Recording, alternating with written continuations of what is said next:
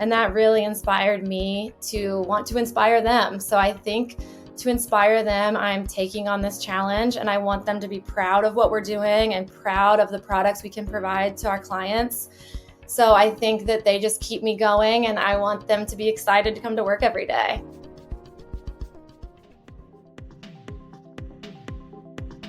Welcome to the In Factor, conversations with entrepreneurs who started, stumbled, and succeeded. I'm Rebecca White, and I'm so excited today to have Ashley Stark, founder of Peri Hair, with me. Ashley, thank you for joining me today. Thank you so much for having me, Rebecca. I'm so excited to be here. Well, I'm excited to have you too. We were just talking a little bit before we got started. I spent time in Cincinnati. Love all the Midwesterners. You're there in the Indianapolis area, and so I love the Midwest, and it's just great to see your smiling face and to learn. And I'm excited to learn more about your story. Well, thank you. I'm glad to share with your listeners. Sure. So I was reading about you a little bit before, and you started out in marketing, and then you became a partner, at We Grow Hair Indy, and now you're the founder of a company called Peri Hair. So could you tell us a little bit about Peri Hair, what it's all about, and then how you got there? Yeah, of course. Peri Hair Care provides a premium solution for consumers seeking to avoid harsh chemicals in their hair care products. So it's a trichology-backed line that was developed with trichologists.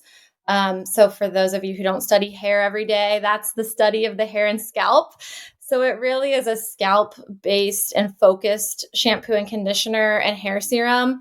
But we wanted something that was also really healthy for the hair and made the hair healthy as well. We found that there was a gap in the marketplace where our scalp shampoos made our scalp feel amazing, but our hair would be too oily. Our hair would feel too dry. And then when we used our salon grade products, our hair would feel amazing, but then our scalp would get too oily too quickly. So there was still a gap in the marketplace, even though it is so saturated. So we knew we could develop something that married both the scalp health and the hair health equally.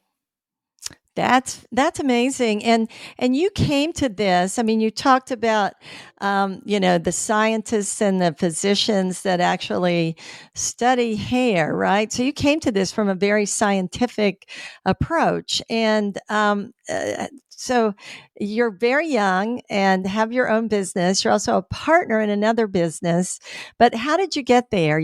I think you studied marketing and maybe came through a marketing path. So how did you get there? And then we'll come back a little bit more to Peri Hair and what it does. Yeah, of course. I studied at Purdue University here in Indiana, and then I went to Indianapolis and I worked for Angie's List. And I ended my time there in the marketing department where I learned a lot, and I got to work with some really smart marketers. So that was such a great opportunity, and it was a big company, about 1,200 employees. So that was my first experience in the corporate world. After that, I went to a smaller business. It was about 75 employees, and it was an advertising agency here in Indianapolis, where I got to be client facing and kind of work on the background for different companies and their brands, which was really exciting. And one of my clients was actually We Grow Hair Indy. So not too long after getting on that account, they recruited me to come work in-house at their business. And I thought it was an interesting opportunity. So I jumped ship to the client side again, and I took over the marketing in-house at the hair restoration clinic here in Indy. That's great. So We Grow Hair Indy, I guess, does exactly what it says. It helps people that have hair loss. Yeah, it's interesting. We have two businesses under the same roof. So we have We Grow Hair Indy, which is our more medical side of the business, where we offer hair transplants and hair treatments for people suffering with hair loss. And then we have another business called Transitions of Indiana. And that's our full salon side of the business with our hair stylists. And they specialize in non-surgical hair replacement systems that people actually wear, like the synthetic hair. So those clients will come in and regularly get that serviced. So we have kind of two businesses under the same roof, but every proven solution in hair restoration. So we have doctors, nurses, trichologists, and hairstylists all under one roof, which is nice. Yeah, that sounds like a very a value providing business. There's a lot of people, we often think of men as losing their hair, but I know a lot of women have that problem as well. So I'm sure you help a lot of people with that business. Oh, yeah, men and women, it's about 50-50 the split. And it's everyone dealing with scalp issues, maybe, or all the way to hair loss. So we see everything across the board, men, women, and all different types of issues and concerns. Yeah. So you became a partner there. How did that work? You're very young. Yeah, I'm 34. I think right when I started at the business, they were just very open about the opportunity for me to someday become a partner, which I appreciated. And I think over time, I just realized with all the effort I was putting in and how much I did care about the business, it just kind of made sense. So, right after I had my first child, I was on maternity leave, I think, and I called one of the partners and I said, okay, it's time, I'm ready. So, we started the conversations.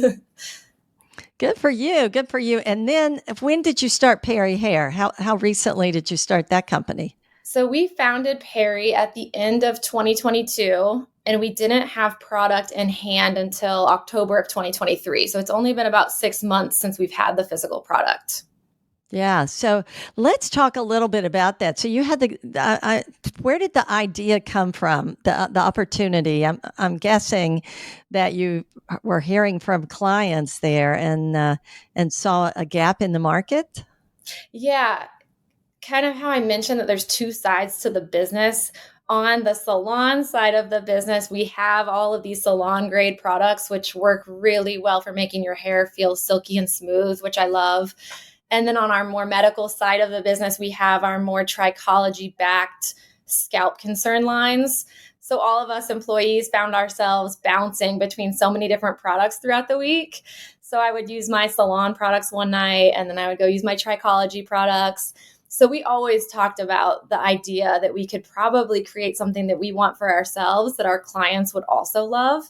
And we finally decided to take the leap and just try it. And it took a long time to perfect. It took a year, but we finally found the solution that we're all super happy with. Yeah, when I was looking at the product, it's all natural, right? I mean, it's got a lot of great features, I think, for those of us who want to ensure that we are using natural products. Yeah, that's a huge selling point for me personally. I love to find products that are all natural. And I think we did have so many good trichology backed lines that had these medical grade ingredients, but they weren't natural. So a lot of our clients would raise concerns. So for a long time before this idea was ever a real thought, we were kind of looking around like what lines could we bring in that are natural. So that was always a concern. And then, like I said, there wasn't one line that also focused on the hair and the scalp equally. So the fact that it's color safe, it's natural ingredients, and it focuses on the hair and scalp, to us, that hits all of the really main points that we were looking to accomplish in one line. Yeah. So let's talk a little bit about how you actually went through the whole product development phase or steps to get to where you are today. I'm sure you had a lot of misses along the line as you were developing this.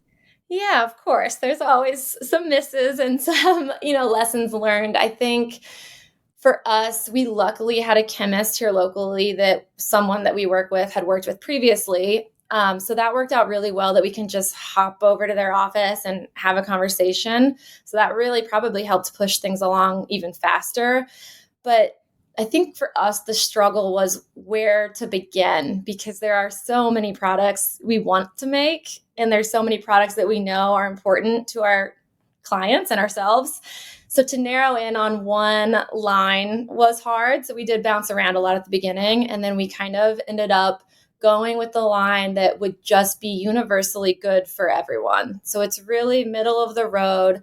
It's a gentle formula. It's made for all hair types and textures and colors. And really, we thought we'd start with the foundational core line before we build on more specialties from there. Mm-hmm. So who manufactures your product for you, and how did you figure that out? I work with a lot of student entrepreneurs who have want to develop products, and always finding somebody to manufacture it can be a challenge. Yeah, so our chemist, where he works, they manufacture it just right down the road from us. It's just crazy. They're in our backyard, and the owner went to Purdue University, so we had a connection right away. And I just felt really lucky to find them. We have talked to plenty of others, but we ended up going with the person that was just in our backyard. And once we started networking, I think we realized how common it is and how many manufacturers there are out there and how they're all different. So it was interesting once we started having those conversations, how many options we did have, but we knew nothing about that industry before we got into it.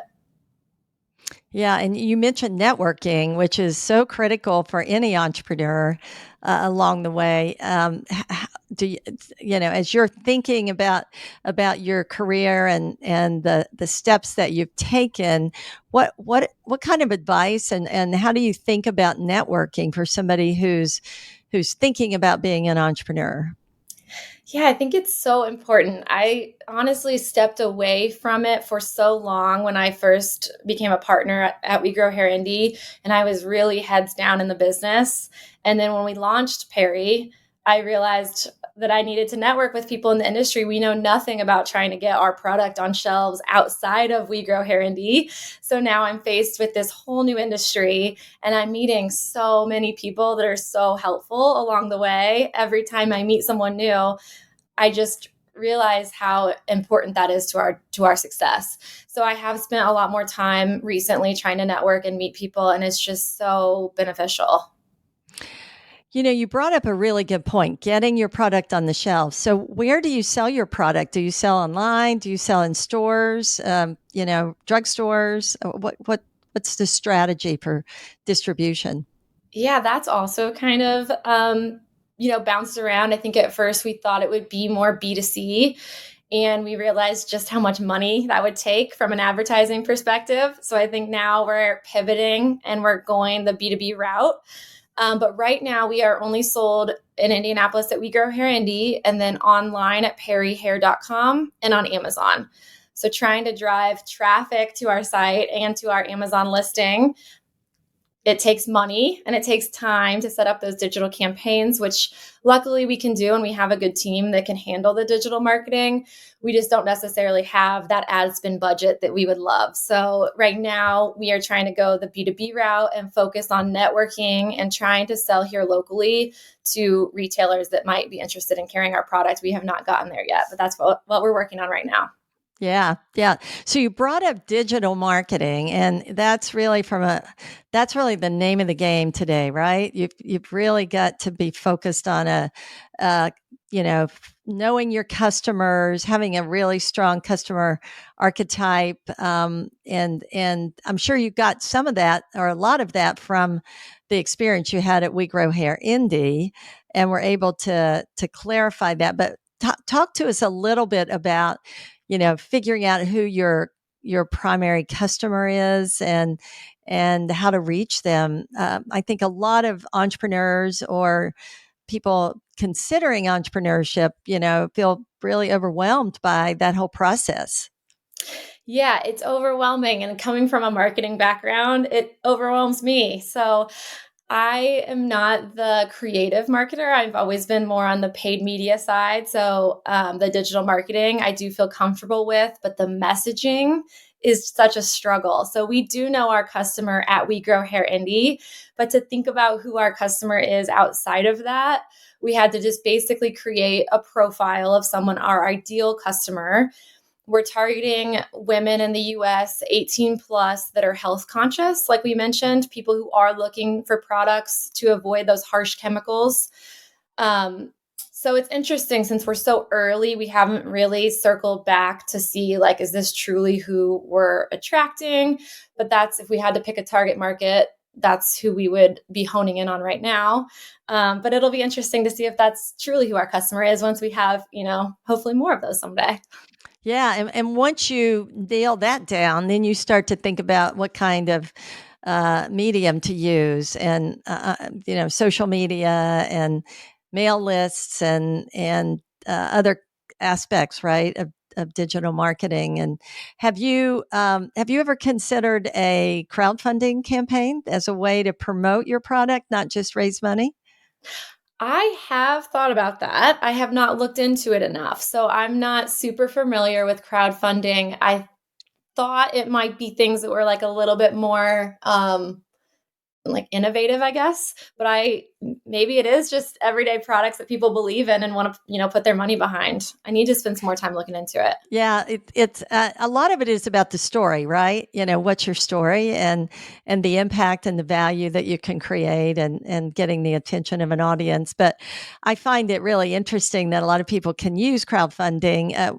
In a recent class I taught, a digital marketing class, all the students had to create a crowdfunding site just to have the experience to launch a new product. Oh, that's Not, so yeah, cool.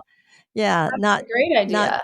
yeah, not just to raise money, but to launch a product and get the word out. And so, let's talk a little bit about the company that you're building. Is this, you're in the very earliest stages. What are some of the challenges and the things that you're thinking about now as you develop strategy and marketing's obviously one. What are some of the other things that for anybody that's thinking about launching a product? You need to think about. Yeah, that's a great question. I would say, um, sorry, let me think about that for 1 second. I had my That's answer and I okay. lost it. Okay, so the challenges for us so far have been what a saturated market we decided to go into. So it's our expertise. It's where it's everything we know. We know hair, but we don't know products and how to sell products.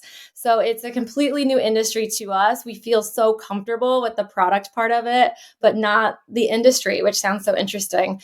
So I think to us, if I could go back, maybe I would have spent more time trying to network in the industry and find partnerships and maybe even some sales opportunities even before we had our product, just because it is so hard to get in front of people and it takes so much time. So I think for us, the challenge is really we finally have something we believe in and we're just sitting there looking at it. How do we get it beyond We Grow Hair Indie? So we're really thinking about the messaging, and it's it's a long story and it's kind of a confusing story to tell. So how do we whittle down that message and really try to get it out there?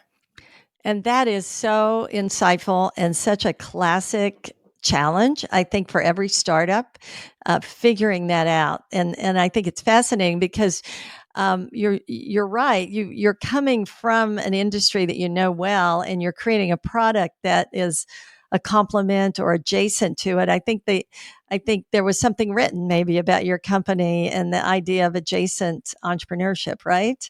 And you've honed in, I think, on the big challenge with that.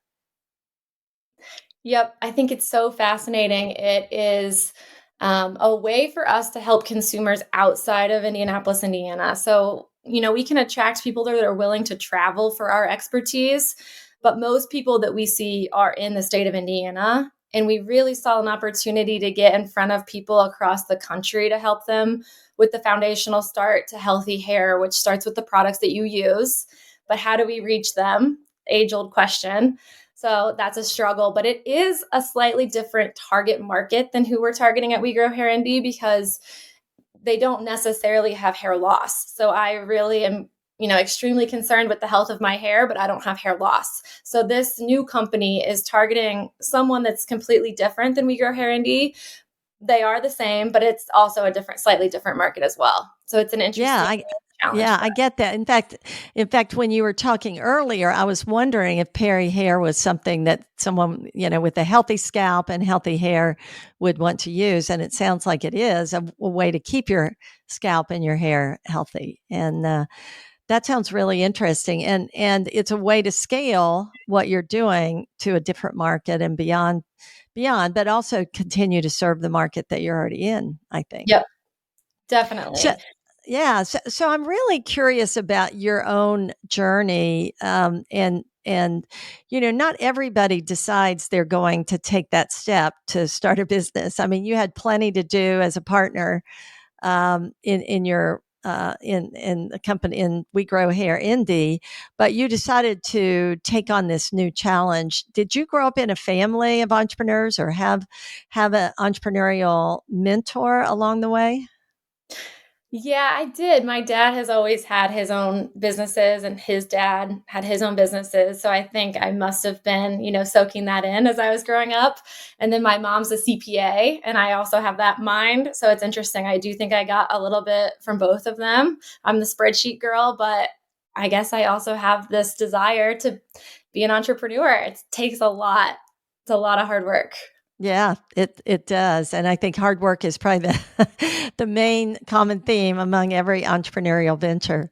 So, talk to us a little bit about funding, and every company has to consider how it's going to fund its product and or its company, the company, and how they're going to grow.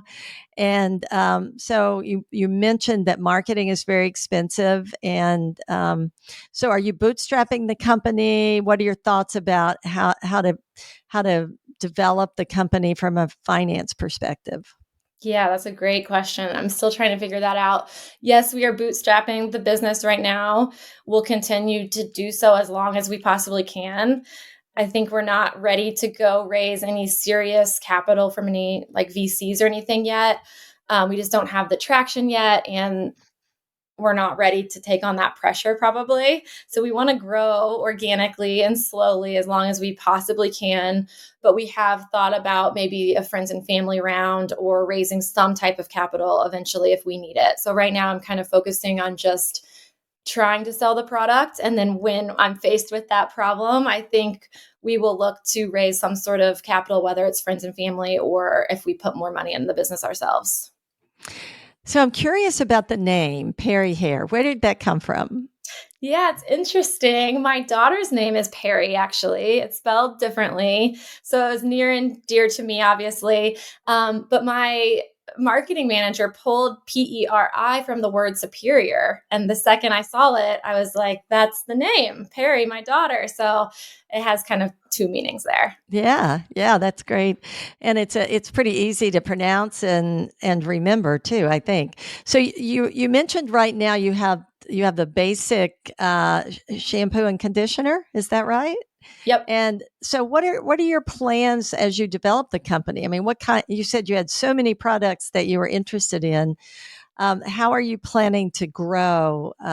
And I know you said you wanted to grow slowly and organically, but what direction will you be taking as you grow the company? Yeah, good question. We have three products right now. So the third is the third step in that process, which is the hair serum.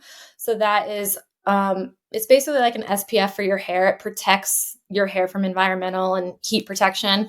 And then it also delivers like hydration, shine, and frizz control. So I love the multifaceted approach with that product. I think we could have some more specialty products like that, like oils and things like that, that take care of the actual hair strands. But I think after this first basic line of restorative shampoo and conditioner, we would probably lean more into the scalp concerns. So have like an oily cleanse line. So someone like myself, I would probably use the daily cleanse restorative line that we have out right now a couple nights a week. And then maybe once a week, I would use my oily cleanse line, which is basically just helping with your sebum control. And it kind of makes sure that, your scalp is as oil free as possible. Hmm.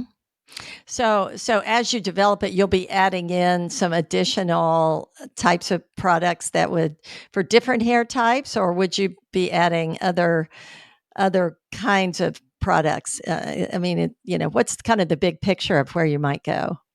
Yeah, I would love to focus on texture specifically someday. I think first we would focus on the scalp type. So I think like an oily scalp and a dry scalp.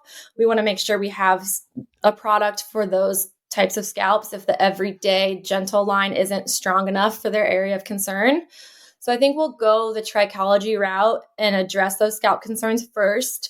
And then I think after that, we would love to lean into more like the hair texture. And maybe if someone needs something a little bit more hydrating, we could have a stronger conditioner. So I think we would lean into the texture after we hit the scalp concerns. So, as you think about your new strategy of B2B, would there's a lot of hair salons around the U.S. and would a hair salon be a good market? I know a lot. It's kind of interesting to me because it seems that a lot of the hair care products that I've used over the years have started in the hair salons, but then later they're now in CVS or Walgreens, or online, obviously. Are hair salons a good market for you to think about? Yeah, I think so. And especially that we have the salon side of our business, Transitions Indie carries it in our salon. So that is helpful to have that experience. And it's so new. So we're just building on that. We've only carried it for 6 months, but our hairstylists love it. So I just basically need to capture that content from them, get some testimonials from our stylists, and then that can help probably with our messaging to other salons. Um, yes, it's definitely in our plans to hit salons. I think it's harder for me to hit them, one by one. So I am looking to maybe find like an organization of salons that are maybe somehow related in a networking group that are salons that are focused on like the more natural products that avoid those harsh chemicals. I think that would be a good place to start.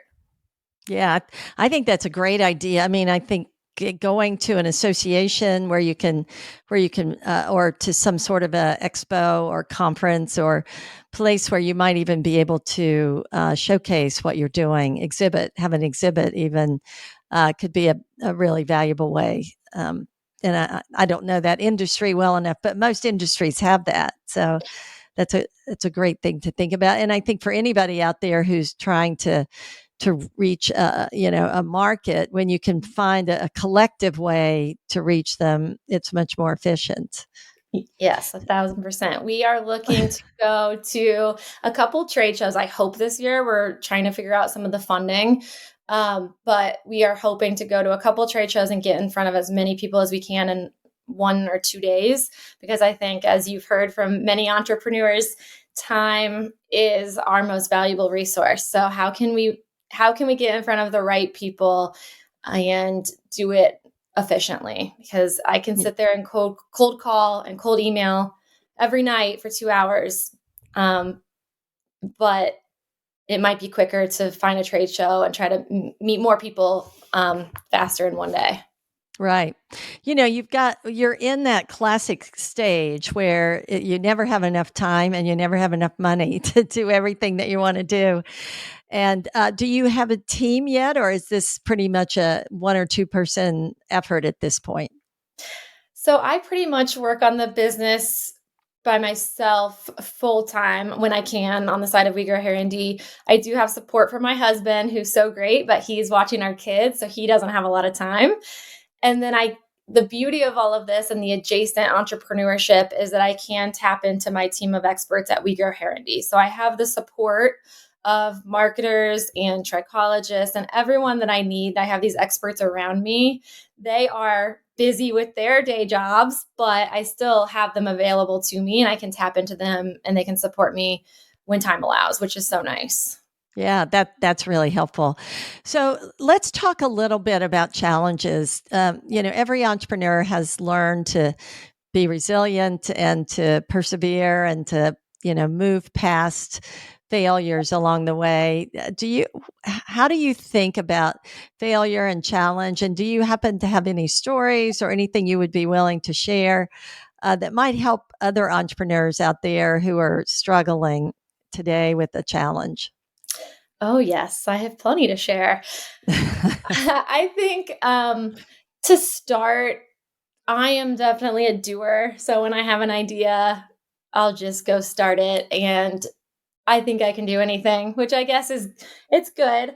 But I think I would have done things differently if I could go back, and I would have been a little bit more thorough with I should have had an executive summary written out. I should have had a go to market strategy. I should have been able to present the selling points to someone before I even rolled the product out. So I think we're playing catch up on some of the foundational things that I could have definitely done before we had the product in hand.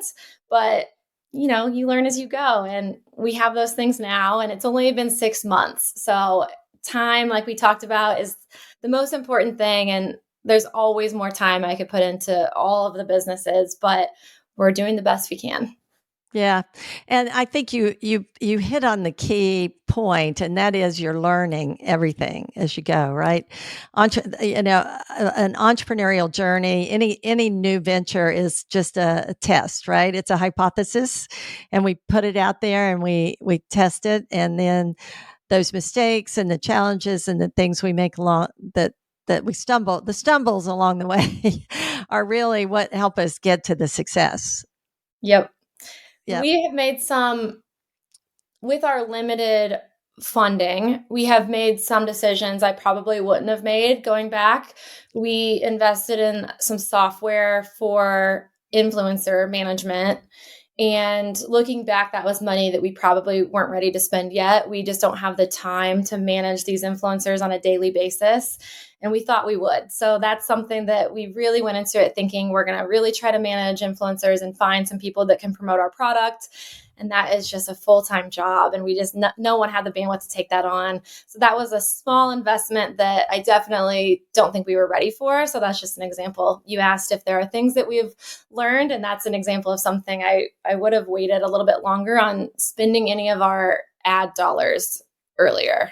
I would have thought through that a little bit more. Yeah, I think that's great advice because you're right. I think most people would underestimate that would take a lot of time to do. And, it's interesting because too much money too soon usually means that you spend it on the wrong thing. Mm-hmm. I'm not saying that's your case, but I think it's hard to know how to spend it in the early years. And so it's actually you're probably more creative with the way you build your business if you don't have a lot of money in the early years, because otherwise you end up spending it and probably spending it wrong. Right. I can't even imagine. Yeah, I mean, I think that's a classic case, and it's I hear from a lot of entrepreneurs. They say, well, if I just had more money, I'd be able to get this right. But the reality is, throwing money at something doesn't always solve it either, as you pointed out, Mhm. and so I think there's a great lesson in that. Well, one of the other big challenges for anybody that's developing products is putting a price on them. So how did you go about pricing your products, and what pricing strategy have you used? Yeah, luckily we carried so many product lines at both of our businesses that we kind of understood where the different products fell in this premium space.